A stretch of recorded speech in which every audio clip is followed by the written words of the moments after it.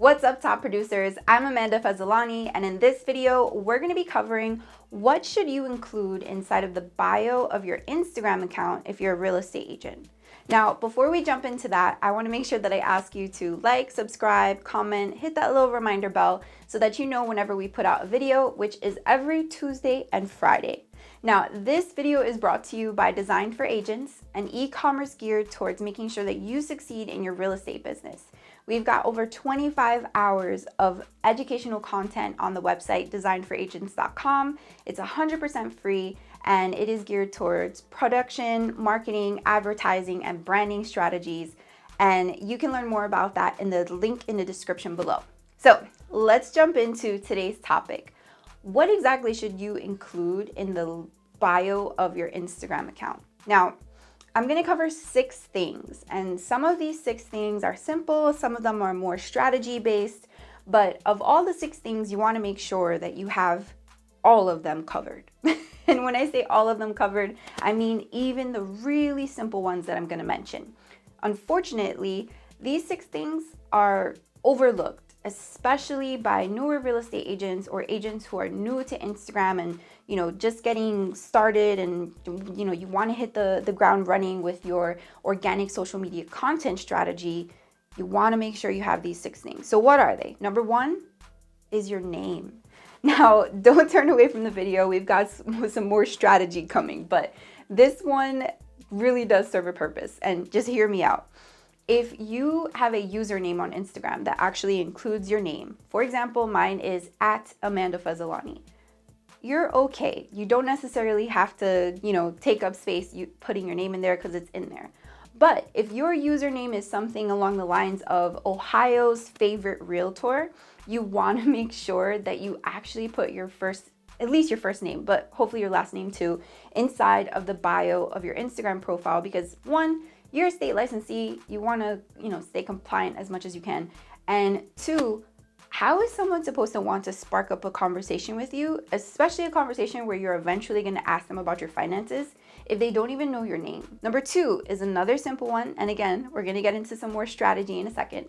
But number 2 is that you want to make sure that you include a photo.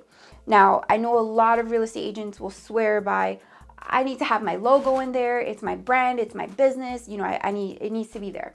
And I get that. But you also should understand that real estate sales is a people business, right? And like I mentioned earlier, you're asking people questions about their finance, and it's quite a bonding experience that we have with our clients as we go through the transaction. So to get that started, to build that rapport sooner rather than later, just have your photo up there, right? And if you're super married to the idea of my logo needs to be a part of it, then just go to canva.com and create a graphic where your photo is there and maybe your logo is on the bottom or the top or whatever the case may be. But you want to make sure that you bring a human element to your brand. Number 3 is that you want to make sure that you have your market area inside of your bio. This is probably more so overlooked than the name and the photo part, right? And think about it this way. Let's say someone comes across a video of yours that they like, or photo, or they saw a listing that you posted and they liked it, but they weren't exactly sure what market area it was in because let's say you didn't put it in the caption, or for whatever reason they didn't read the caption. They might click on your profile to see if they can find out more information or inquire about it, but they don't even know what city or state you work in, right? How is someone supposed to feel comfortable reaching out to you or clicking a link in your profile if they don't actually know whether or not you can help them, right? And I get it. Some agents will be like, oh, well, I can refer the deal to another agent that I know out of state. Business is business.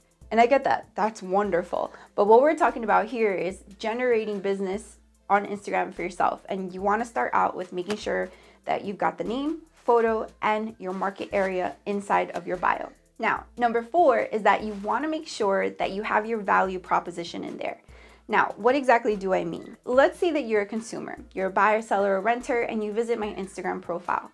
Why exactly should you follow me or interact with my content or click a link that I might have in my bio?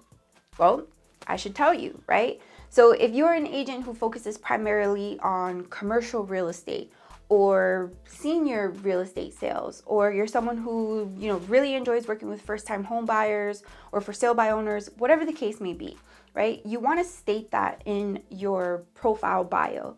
If you have, you focus very heavily on organic social media content in the form of educational videos, right? Maybe you want to state that inside of your bio. So if you're an expert in 1031 exchanges, right? Put that in there. Now, pro tip, if you are having trouble, thinking, I don't really have that much space, how am I supposed to list my value proposition in so little bit of words?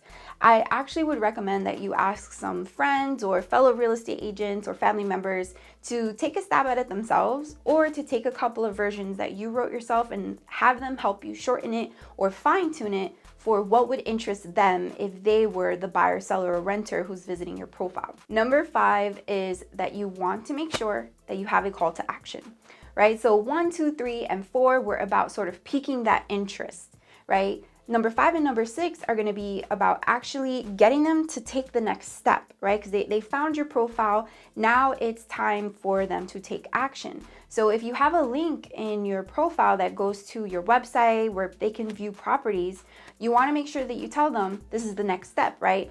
Click this link below and put a little arrow emoji to view the newest homes for sale. Something along those lines. I mentioned a link in your bio. That is number 6. So number 6 is to make sure that you have a link in your bio. Now, I do want to put a few disclaimers out there because there is a certain way to do this. So I hope that I don't hurt anyone's feelings for what I'm about to say, but the link in your bio, especially on Instagram or anywhere actually, the link in your bio should never, ever be a link to Zillow.com that showcases all your 5-star reviews. Just no. It should not be your newest listing where you link to realtor.com to showcase the listing, and it should not be the homepage of your website. Now, I know the homepage of your website part might stir a little something. If you disagree with me, comment below and I will explain why it shouldn't be the homepage on your website. Maybe we'll do a video in the future about specifically why it shouldn't be that.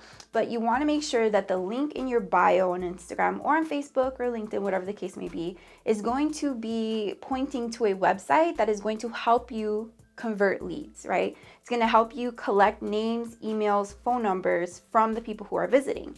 And this is very difficult to do when you're sending your business away to Zillow, Premier Agent, or Realtor.com, or you are sending them to your homepage where they're going to get distracted, right? So make sure that you have a call to action pointing to that link, and that link points to a website that actually offers the consumer something that they want. For example, a list of properties that they can browse in their area, or a free home valuation webpage, anything along those lines, right? Squeeze pages, landing pages, and we'll make more videos about that in the future. But those are the 6 things, right? Your name, your photo, your market area, your value proposition, a CTA, right? A call to action so they know what the next step is to take after they've interacted with you on social media, and then the link in your bio. Now, if you have any questions about what we covered in today's video, comment below or reach out to me on Instagram at Amanda Fazzolani. This video is brought to you by Design for Agents, an e-commerce business geared towards helping you achieve success in your real estate business. Remember, we've got over 25 hours of free training at that website, so check it out in the link in the description below or somewhere around this video if you're watching it elsewhere than YouTube. Final thing I want to leave you with, did you know that we have a weekly email that we send out every Monday called Marketing Mondays? It goes to your inbox every Monday at 8:15 a.m. and then we go live at 11 a.m. on Instagram and we talk about the topics. So the topics range from production, marketing, branding, and advertising. And you can even submit your marketing questions and we'll answer them in the email or live on Instagram. So I'll see you in the next video. As always, I'm wishing you tons of happy new clients, accepted offers, and tons of closings.